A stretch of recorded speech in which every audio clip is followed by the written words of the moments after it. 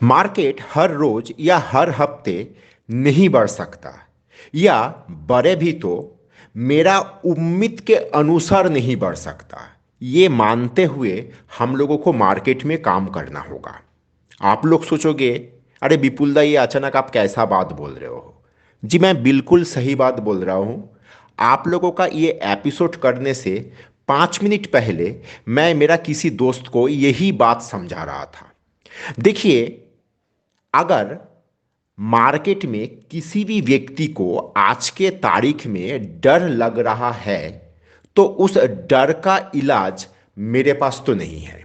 उस डर का इलाज करने के लिए उसको किसी साइकियाट्रिस्ट के पास जाना होगा।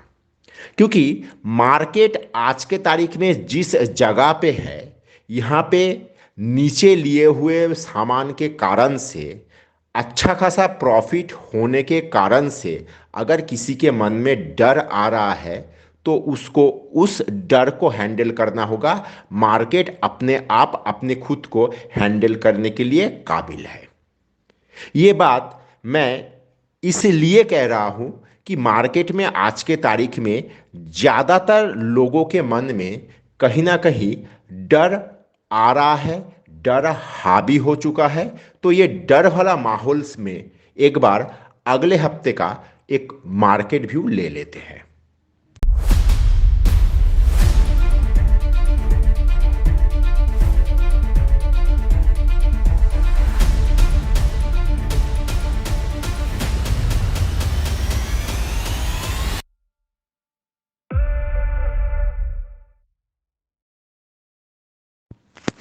मैं आप लोगों को बहुत बार समझाया कि मार्केट में दो तरह का इमोशन काम करता है, डर और लालच।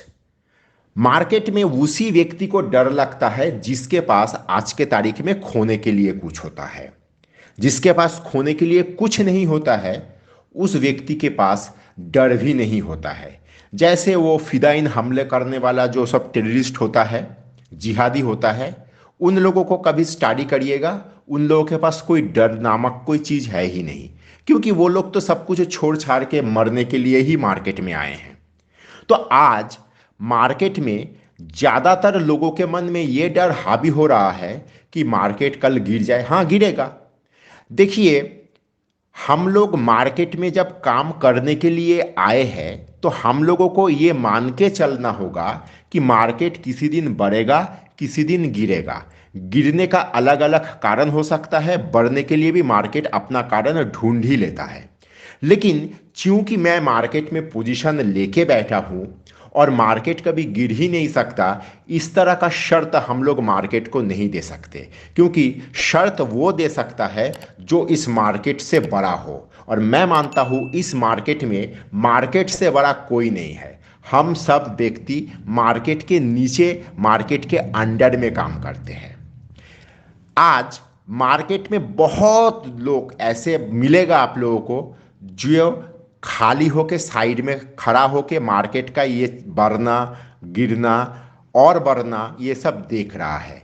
लेकिन मार्केट में जो थोड़ा बहुत लोग, रिटेल लोग, क्योंकि मेरा काम हमेशा रिटेलों के साथ होता है, रिटेल लोगों को हाथ में माल है, वो लोग ये जो माल इतना बढ़ गया है प्राइस, उसको पचा ही नहीं पा रहा है। तो अपना हाजमे के ऊपर थोड़ा काम करिए। बात मैं ये सब इसलिए कह रहा हूं क्योंकि पिछले हफ्ते जब मैं वीकली व्यू देने बैठा था तो मेरा वीकली व्यू में ये था कि इस हफ्ते मार्केट एक अच्छा खासा तेजी दिखा सकता है। क्योंकि उससे पहले जो कुछ मार्केट में हुआ था, मतलब पिछले हफ्ते जो कुछ हुआ था, उसके चक्कर में मार्केट में, जहां तक मैं मार्केट का पल्स समझता हूं, जिन लोगों के साथ मेरा बातचीत होता रहता है, बहुतों के हाथ से माल झड़ चुका था। तो ये उम्मीद करना स्वाभाविक था कि मार्केट एक फ्री रैली में जाएगा। अब इस हफ्ते मार्केट उस हिसाब से कोई फ्री रैली नहीं किया, अपितु मार्केट 2 दिन में, यानी बुधवार और गुरुवार में, मार्केट जिस तरह से नीचे गोता खाया और गुरुवार में नीचे से घूम के ऊपर उठा, इससे बहुतों में ये अविश्वास पैदा हुआ है कि कहीं ना कहीं हम लोगों का मार्केट को रीड करने में कहीं ना कहीं कहीं पे गलती हो रहा है। देखिए, गलती हुआ या गलती होगा नहीं, इसका गारंटी तो मैं नहीं दे सकता।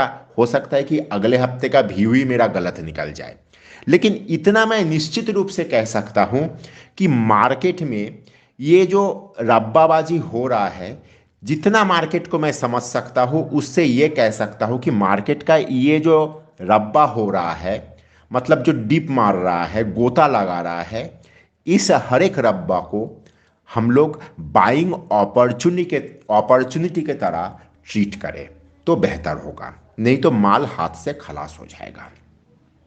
ये सारा चीज कहने पे हम लोगों को ये बात भी दिमाग में रखना होगा, जो जो बात मैं कह रहा हूं यहां पे हम लोग कुछ कांस्टेंट फैक्टर को मद्देनजर रखते हुए कह रहा हूं।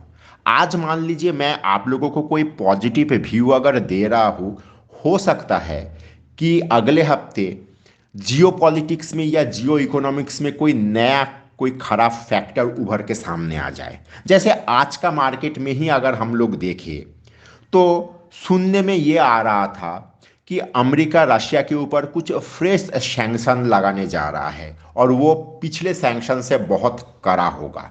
इसका क्या इम्पैक्ट आएगा, इसके ऊपर क्या क्या चीज दुनिया भर में हो सकता है, इसका आकलन करना एक घंटे में या एक दिन में करना काफी मुश्किल होता है। और इस चीज के चक्कर में मार्केट में क्या इम्पैक्ट आएगा, चाहे वो पॉजिटिव हो या नेगेटिव हो, इसका आकलन भी एक दिन या एक घंटे में करना मुश्किल है।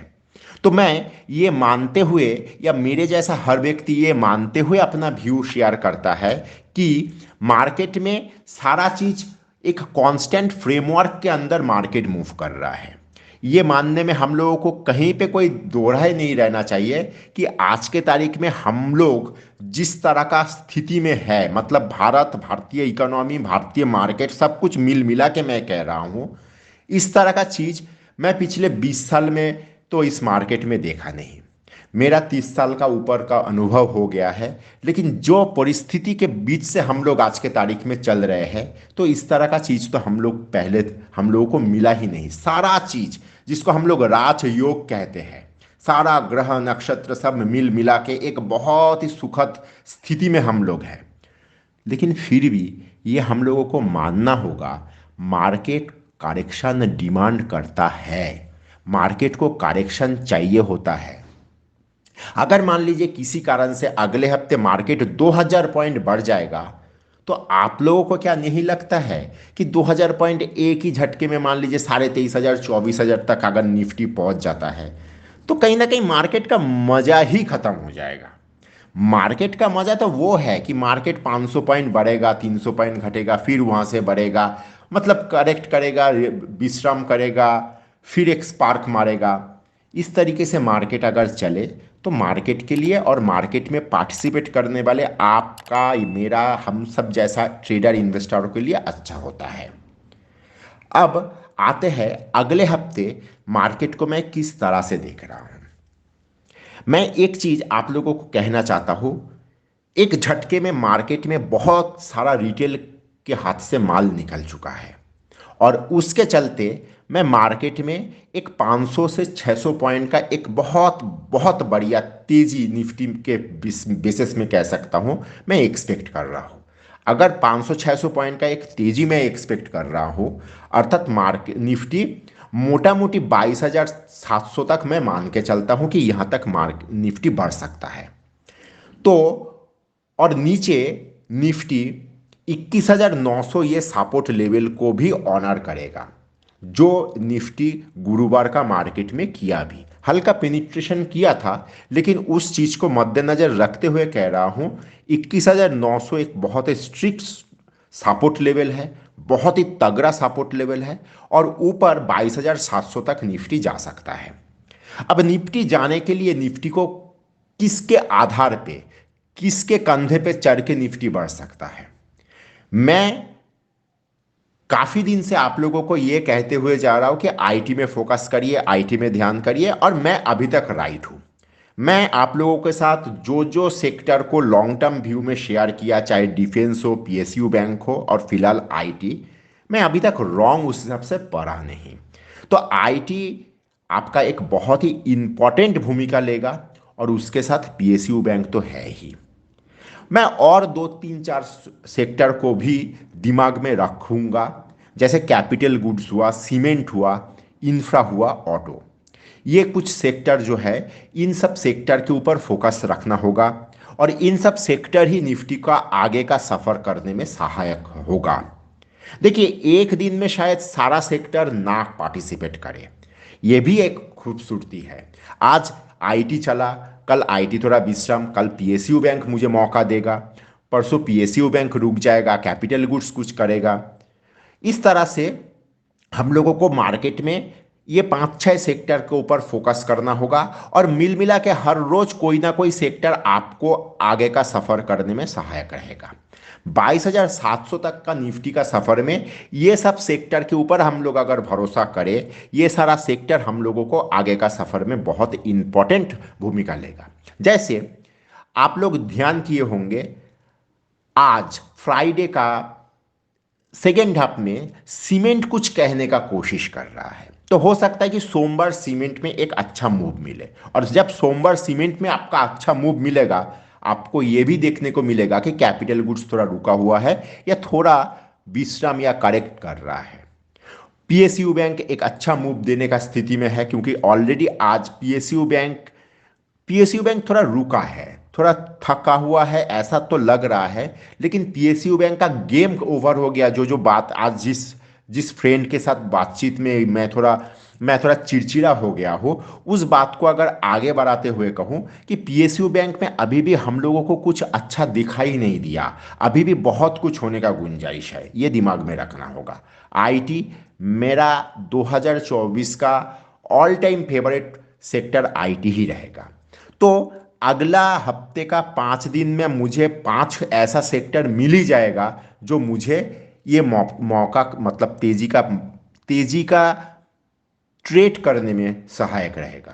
क्योंकि निफ्टी का अगर मेरा व्यू 22,700 तक का है, तो ये 22,700 तक पहुंचने में तो कोई ना कोई तो भूमिका लेगा। वो ये सब सेक्टर उसमें एक बहुत ही महत्वपूर्ण कड़ी होकर साबित होगा। तो अगले हफ्ते हम लोग तेजी का व्यू भी रखेंगे। मैं निफ्टी में एक 500-600 पॉइंट का तेजी समझ पा रहा हूं और ये सब सेक्टर मार्केट में इस तेजी को वास्तविक रूप देने में सहायक रहेगा। सेक्टर क्या हुआ? IT, PSU bank, cement, infra, capital goods, auto, ये सब सेक्टर। और हाँ, और एक सेक्टर को दिमाग में रखिए, मेटल। तो ये सब सेक्टर मिल मिला के अगले हफ्ते आप लोगों को अच्छा तेजी का मौका देगा। और एक बात कि अगर मार्केट में थोड़ा बहुत करेक्शन आप लोगों को दिखाई दे, चाहे वो सेक्टर में आए, चाहे वो उस सेक्टर से आगे बढ़ के इंडेक्स में आए, तो घबराइए मत। क्योंकि अगर हम लोगों को बड़ा तेजी प्ले करना है, तो मार्केट में 50, 100, 150 पॉइंट का करेक्शन को भी हम लोगों को झेलना होगा। क्योंकि बिना दर्द का अनुभव किए माँ भी बच्चा जन्म नहीं दे पाता है। इस चीज़ को दिमाग में रखते हुए मार्केट में अगले हफ्ते तेज़ी का ट्रेड में पार्टिसिपेट करने का कोशिश करिए। आशा करता हूँ आप लोगों को एक ठीक ठाक व्यू दे पाया। धन्यवाद।